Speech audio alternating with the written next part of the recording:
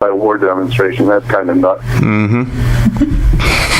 That's I thought, we've got to be really careful. I mean, there are individual liberties, but then there's the common good, and the Constitution is very clear that we have to weigh one against the other.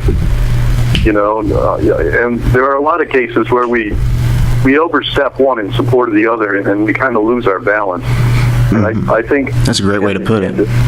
Especially in the 20th and early 21st century, I think we've gone way too far. Looking at the common good over the rights of the individual. So that's my personal feeling. Yeah, I absolutely agree. It's very worrisome that, like you said, as far as protesting and everything, it's being treated as such a criminal type activity. When to me personally, it doesn't get any more patriotic than that to stand up for your own beliefs. Obviously, I don't advocate any type of violent demonstration or anything. But as far as protesting, you're speaking from your rights granted to you by the Constitution. I don't understand why it's treated so harshly anymore. Sure, you're just exercising the franchise, and there shouldn't be anything. We can talk about the rightness or the wrongness of the Occupy movement, and that kind of stuff. But at the end of the day, those people, everybody who protests and is arrested at that kind of thing, yeah, they might have been carrying on some sort of a minor crime, but they still have rights. Absolutely. And especially when you're, like you said, in a thing where you're just exercising your franchise to free speech. Sir, where does the Constitution Party stand on the Federal Reserve? I know I'm hearing more and more people and seeing more and more people online that are against the Federal Reserve and Keynesian economics and fractional banking. We are against the Federal Reserve and fractional banking, and the reason for that is the Federal Reserve has played with our money to a point where it's now so severely devalued that you can't buy. I'll give you an example. In 1973, 180 ounces of gold would buy you 2 Cadillac Eldorados. All right. Today, 180 ounces of gold wouldn't get you 1 Cadillac CTS. So, that's ridiculous. To have that kind of erosion of your buying power in 30 years, some inflation is going to take place, some devaluation is going to take place naturally over time, but it shouldn't. The value of your money shouldn't fall by, your buying power shouldn't be cut by 50% over the course of 30 years. That's crazy. Right, and sir, what always strikes me is how between the Federal Reserve in 1913 and what FDR did in 33 and what Nixon did in the 70s. I mean, the way I read the Constitution, it clearly states that the currency of the United States will be gold and silver, yet they've managed to completely remove us from a, quote, gold standard. Yeah. The government or the Constitution doesn't make any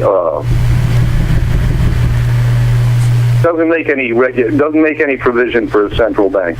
It's been tried half a dozen times in the history of the United States, and each time it's failed. And you're absolutely right in that.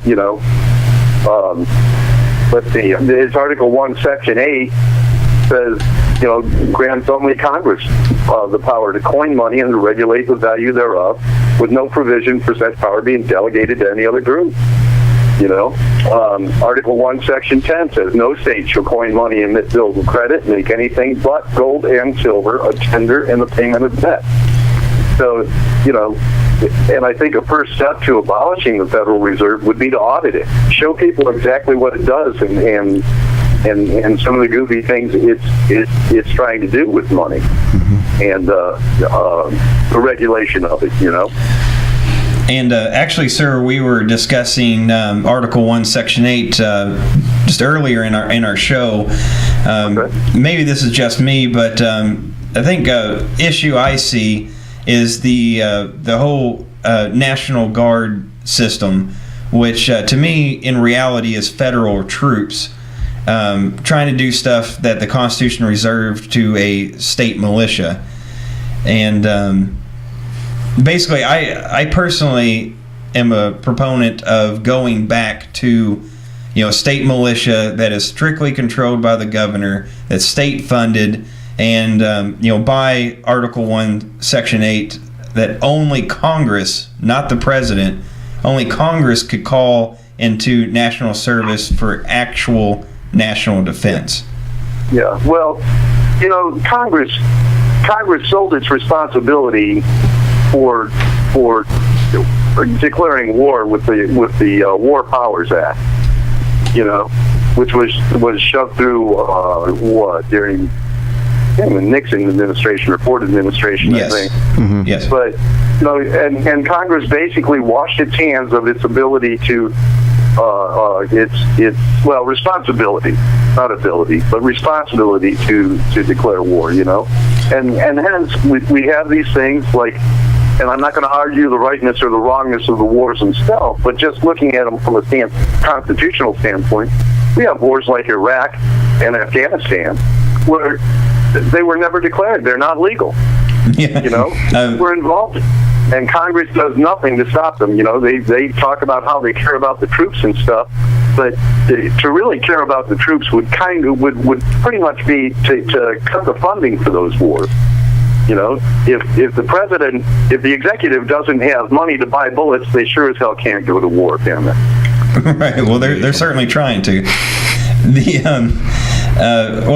Two points I wanted to make about that, sir, is one, yes, it's my understanding Congress hasn't declared war since like June 5th, 1942, I believe, when we declared war on Italy, Hungary, and the rest of the Axis powers. Oh, yeah. And my second. Yeah, that's it. And how many Americans have died in combat since that time? Look at now. There's almost 60,000 right there. Mm-hmm. Right. Absolutely. And all those wars that we've gone into, the executive has launched into without the consent of the people's representatives in the House of Representatives or the representatives of the several states in the Senate. Mm-hmm. And that's the way the system's set up, that the president can't go to war without the consent of the people or the states. We don't do anything in the United States under the Constitution without the consent of the people or the states. Right, and I believe it's Article 2, Section 2 of the Constitution that only then is the president the commander-in-chief. Some take that as it first requires Article 1, Section 8, the actual declaration of war and the calling up of the militias.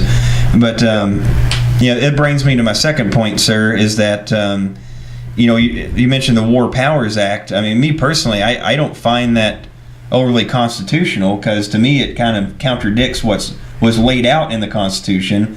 Sure does. And therefore, I think the Supreme Court needs to get off their butt and declare it unconstitutional, personally. Yeah. Well, you need somebody to bring suit against it in the federal courts first, though. That's, the courts can't just out of hand, right, declare it unconstitutional. I wish they could. There'd be a lot of things we'd get rid of without ever them seeing the light of day, but. Right, it's just happenstance of how it's set up. It's probably a good thing the way it is. Mm-hmm. But, that's a piece of legislation that went through Congress, and Congress abrogated its responsibility there and has never seen fit to take that opportunity back. And it really needs to be done. It's a check on the power of the executive. We've raised the presidency to the status of an imperial throne where the president practically rules by fiat. I mean, look at how many things in everyday life in the United States are settled by executive order. The whole health and human services mandate I talked about earlier, Right. Is a regulation that came out of a federal department. Nobody voted on that. My representative didn't have a voice in, my representative's Andre Carson, so he would have gone along with whatever the president wanted, but, nobody's representative voted on that. No, absolutely, sir, and I'm glad you mentioned that up, because to me, these executive orders have gotten completely out of control. My understanding is that executive orders were originally intended for a president to host a foreign dignitary or some sort of state function without the express consent of Congress for the money for that event. That basically it was for housekeeping things, if you want to call them that. There you go. More than anything else. Yeah, that's exactly it. The president ordered his official household with executive orders, which, that's just fine. You've got to have somebody, if the executive is the function, somebody has to tell the executives who work for the chief executive what to do. Mm-hmm. And like you said, sir, I mean, it was never intended to give the President of the United States king-like powers. Not the broad sweeping powers he has now, that's for certain. No, it almost seems like he's using it when he's too lazy to try to push something through Congress. Yeah. I'm sorry, I didn't catch that. I said it almost seems like he's just using it whenever he's too lazy to try to push something through Congress, or when he doesn't think something's going to pass through Congress. Well, yeah, and that's exactly the way this administration sees it. I mean, if you read President Obama's statements about how he's going to get things done regardless of Congress, and how he'll go it alone, and he just. Yeah, it does. Now that I think of it, it does kind of remind me of like when Rome overthrew the Senate. Yeah. Oh yeah. Much so. Well, and you look, and we're moving in that direction. I mean, the executive has seized more and more power. I mean, and Democrats aren't the only ones guilty of it. I mean, look at what President Bush did with his executive order authorizing the military to assassinate American nationals overseas. Mm-hmm. The executive can assassinate, American nationals who are engaging in what they deem to be terrorist activities. Right. Well, what if it comes to a point where somebody decides that the Constitution Party is a little too vocal and Henzler's got to go? I mean, if it plays in Kabul, who's to say it doesn't play in Indianapolis? Right. Well, doesn't that what the NDAA allows now? Assassination of American citizens or detainment without. The NDAA doesn't authorize assassination, but it does authorize indefinite detention. Indefinite detention. Basically, Okay. the way it's worded, it's detention until the cessation of hostility. Well, I've got news for you guys. The war on terror is never going to be over. No, it's not news to me. I try to tell people that every day. Now, I'm going to tell you that terrorism is a real threat to the United States. But there's a constitutional way to go about it without violating the rights of the citizen. Is it going to entail a little more sacrifice on behalf of people? Yeah, I think it is, because, like in any war, you're going to win some battles and you're going to lose some battles. So bad things are going to happen in the course of the war on terror, but terrorism's been around for thousands of years. I mean, and it's not going away. Right. Well, another thing that really that I see that really bothers me, and I constantly bring it up in a debate, is that the terrorists are wanting to win their quote unquote terrorists are wanting to win their little battles and take out a few people before they go, maybe, but the whole overall scheme is to get us scared and paranoid. And they're, as evidenced by all the laws that have been passed, especially, here recently the past few years, it seems like that they're getting exactly what they want to begin with, Sure.